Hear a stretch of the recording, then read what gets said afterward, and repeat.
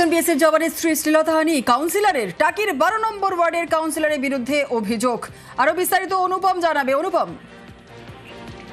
দেখো, এই যে টাকি যে 12 নম্বর ওয়ার্ড, সেই 12 নম্বর ওয়ার্ডের একজন প্রাক্তন বিএসএফ কর্মী তার স্ত্রীকে রাতের অন্ধকারে শ্লীলতাহানির অভিযোগ উঠল স্থানীয় কাউন্সিলর মনোরঞ্জন পাত্রর বিরুদ্ধে। 10 নম্বর ওয়ার্ডের কাউন্সিলর মনোরঞ্জন, এই 12 নম্বর ওয়ার্ডের কাউন্সিলর মনোরঞ্জন পাত্রর বিরুদ্ধে।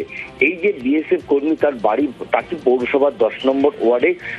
2024 সালে এই বিএসএফ কর্মীকে এই মনোরঞ্জন পাত্র কাউন্সিলর তার লোকজন দলবল এনে এই বিএসএফ কর্মীকে মারধর করে এবং সেই সময় বিএসএফ কর্মী থানায় অভিযোগ দায়ের করতে গেলে অভিযোগ নেয় না এবং এই বিএসএফ কর্মী তখন বসিরহাট আদালতের দ্বারস্থ হয় এবং এই যে আদালতের দ্বারস্থ হয়েছিল, আইনের দ্বারস্থ হয়েছিল, সেই জন্য কিন্তু এই বিএসএফ কর্মীকে বারংবার এই মনোরঞ্জন পাত্র তিনি কি হুমকি দিতে থাকে যে সেই অভিযোগ তোলার জন্য।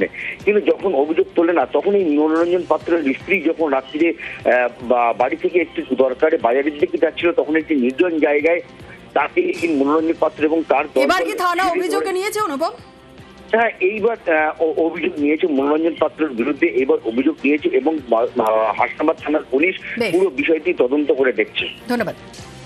আমি হাটে যাচ্ছিলাম, তখন আমাকে বাইক বাহিনী 3-4 জন হবে, এই মনোরঞ্জন পাত্র আমার মুখ এসে চেপে ধরলো, ধরে আমাকে প্রচণ্ডভাবে হেনস্থা করলো। এইভাবে আমি হেনস্থা হয়েছি ওনার কাছে এবং তার সঙ্গে অনেকজন ছিল। মনোরঞ্জন পাত্র তো অবশ্যই ছিল। আমি চাইছি ওদের কঠিনতম শাস্তি হোক।